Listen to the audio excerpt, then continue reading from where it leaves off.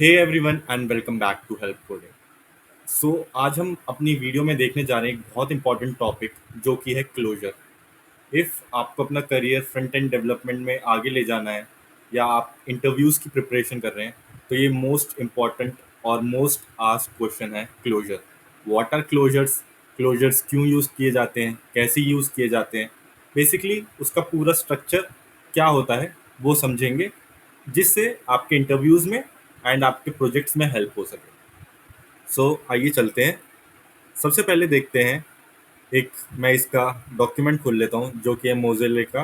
And काफ़ी मैं ज़्यादातर जो डॉक्यूमेंट्स है वो इधर से ही पढ़ता हूँ, काफ़ी अच्छे और एक्सप्लेन्ड इसके डॉक्स होते हैं। तो सबसे पहले देखते हैं उसकी डेफिनेशन। तो क्लोजर है, a closure is a combination of a function bundle together.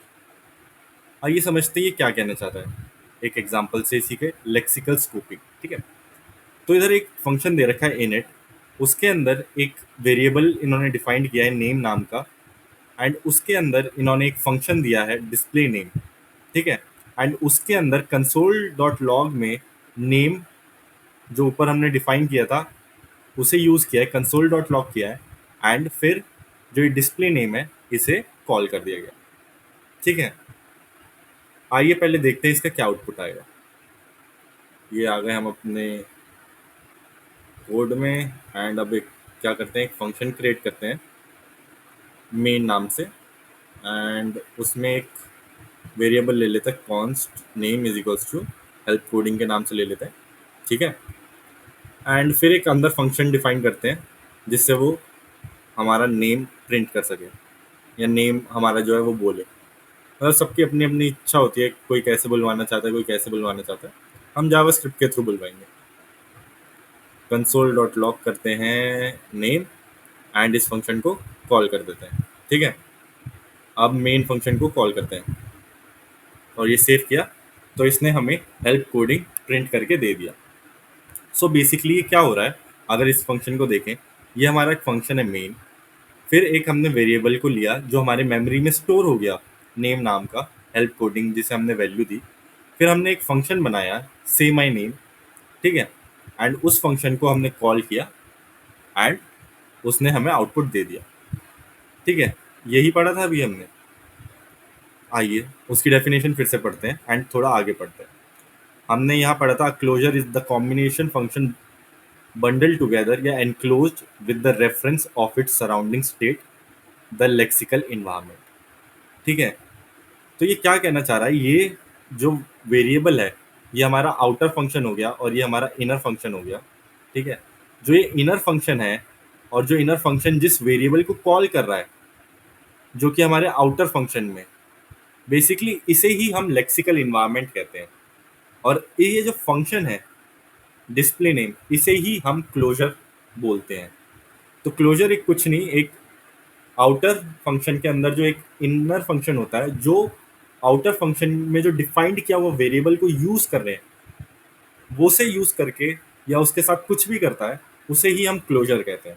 ठीक है, तो ये जो लेक्सिकल इन्वायरमेंट जैसे वर्ड सुन रहे हैं या सराउंडिंग स्टेट है, ये और कोई नहीं, ये आउटर फंक्शन जो प्रोवाइड कर रहा है इनर फंक्शन को एक एनवायरनमेंट, उसे ही लेक्सिकल इन्वायरमेंट या हमारा सराउंडिंग स्टेट या इन्वायरमेंट कहते हैं। ठीक है, तो इसे और अच्छे से समझने के लिए कुछ और एग्जांपल्स देखते हैं इसके। ठीक है, ये इधर एक हमें एग्जांपल दिया। ठीक है, तो आइए अपने कोड की तरफ। उससे पहले थोड़ा इस कोड को हमें अमेंड करना पड़ेगा। तो इधर जो ये मैं से माई नेम को कर रहा हूँ इसे कमेंट करते हैं एंड रिटर्न से माई नेम। अब हमने फंक्शन को रिटर्न करा है, पहले हम सीधा कॉल कर रहे थे, अब रिटर्न कर रहे हैं। ठीक है, अब क्या करें, इस कॉन्स्ट को F N is equals to main.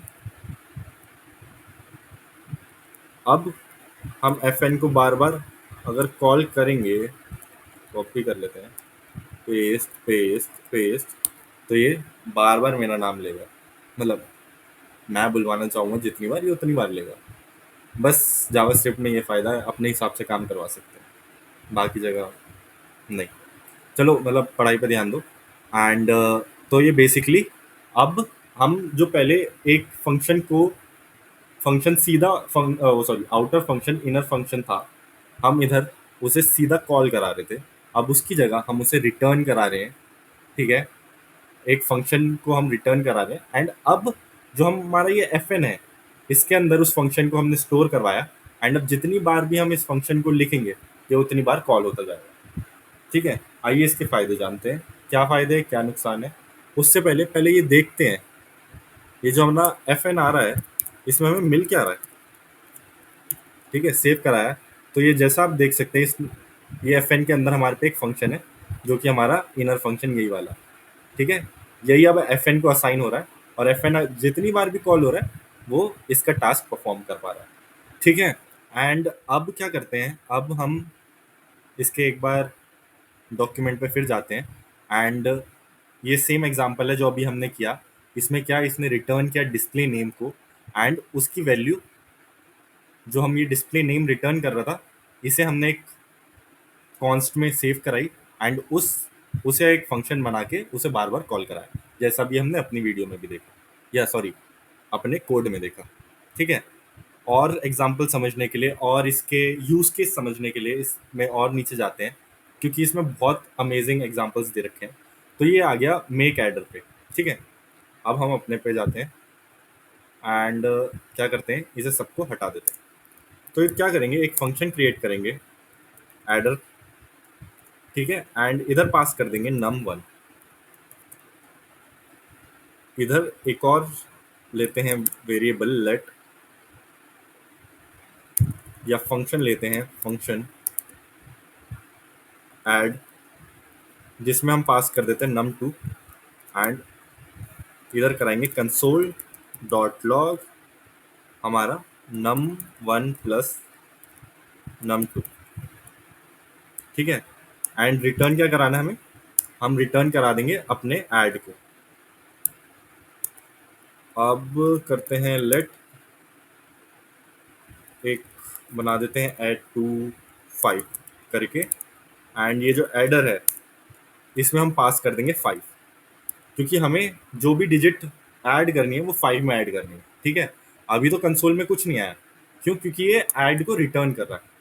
तो अब हम ऐड टू 5 को अगर कॉल करें एंड उसमें पास करें, जैसे हमें 5 में ऐड करना 3 और सेव कराते हैं, तो हमें मिल रहा है 8। ऐसे ही ऐड टू 5 में हम करेंगे 5, ऐड टू 5 में हम करेंगे 10, तो क्या होता है, तो इसने 8, 10, 15 हमें प्रिंट करके दे दिया।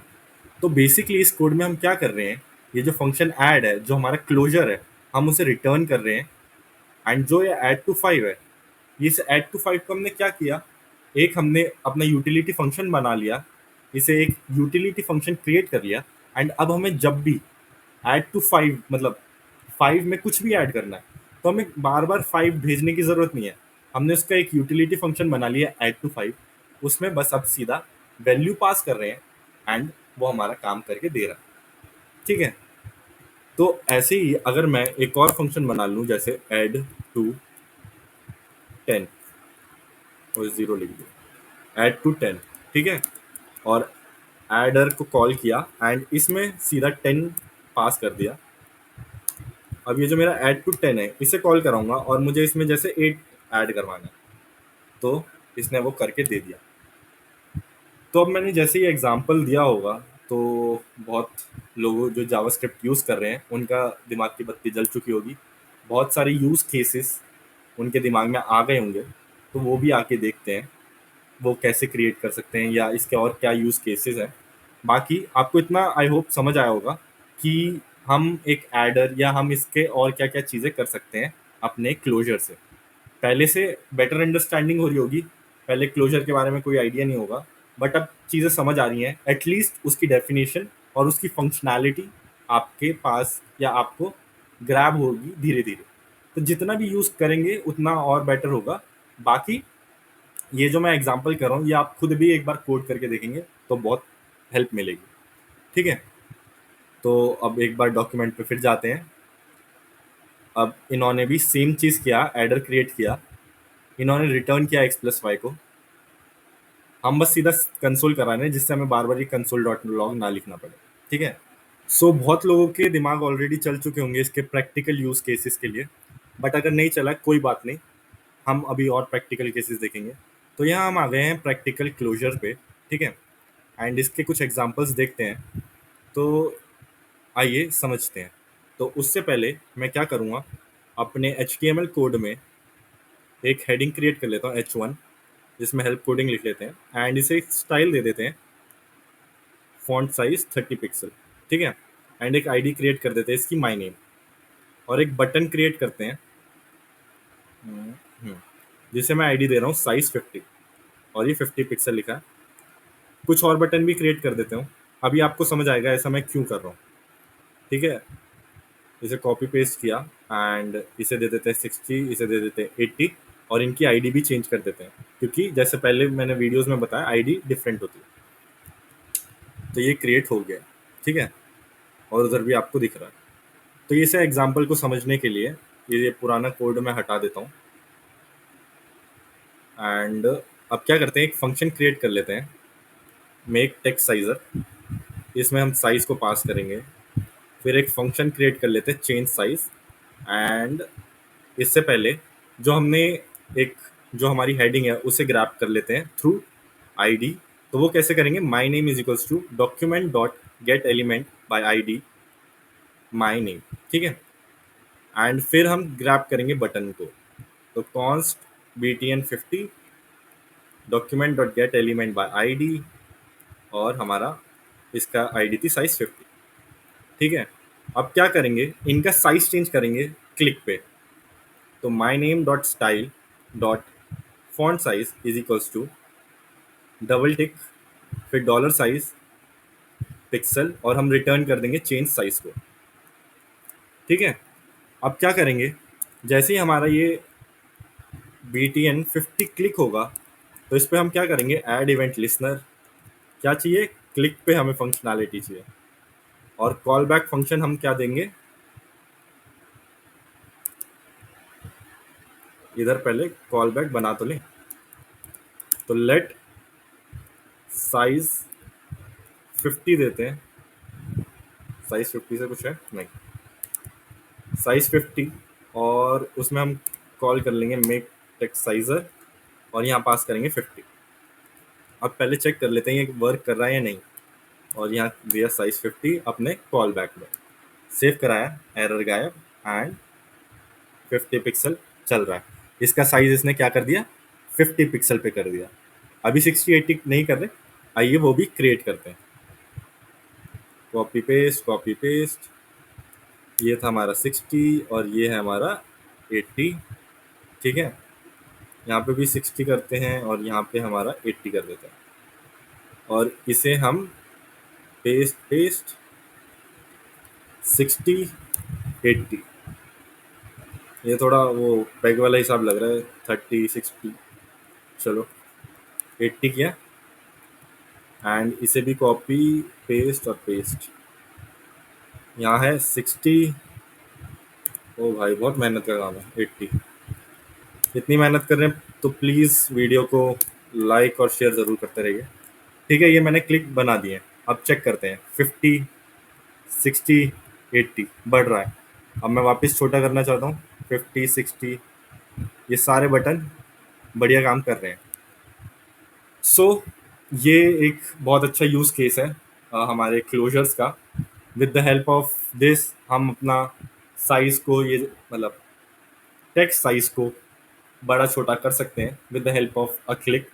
ये आपने फंक्शनैलिटी अगर बूटस्ट्रैप की वेबसाइट वगैरह पे भी चेक करोगे, तो उधर भी टॉगल करते हैं हम साइजेस को, तो उधर भी देख सकते हैं, एंड इसके थ्रू आप अपनी वेबसाइट में भी कुछ चीज़ें ऐड कर सकते हैं, ठीक है। तो एक ये फंक्शनैलिटी देखी हमने क्लोजर की। आई होप क्लोजर आपको काफ़ी ज़्यादा समझ आने लग गया होगा। एंड उसके बाद इधर इन्होंने एक काउंटर क्रिएट किया है, ठीक है। आइए काउंटर के बारे में भी देखते हैं। तो ये बटनों को तो इधर रख लेते हैं, बाकी ये कोड हम हटा देते हैं। अब क्या करते हैं, एक फंक्शन क्रिएट करते हैं काउंटर नाम का, एंड उसमें दे देते हैं काउंट फंक्शन, इंक्रीमेंट कर देते हैं एंड क्या करते हैं, कंसोल डॉट लॉग करते हैं अपने काउंट को और प्लस प्लस कर देते हैं। काउंट को लेते नहीं है, इसे इसके अंदर ही डिफाइन करेंगे। Let count is equals to 0 से स्टार्ट करेंगे, ठीक है। अब लेट इंक्रीमेंट और काउंटर को कॉल कर लेते हैं, और अब जैसे ही इंक्रीमेंट को कॉल करेंगे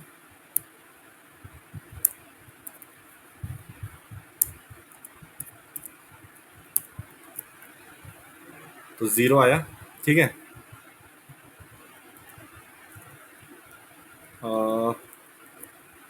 0 1 2 3, तो ये हमारा काउंटर इंक्रीज कर रहा है, जितनी बार भी कॉल करेंगे उतनी बार ये इंक्रीज करेगा।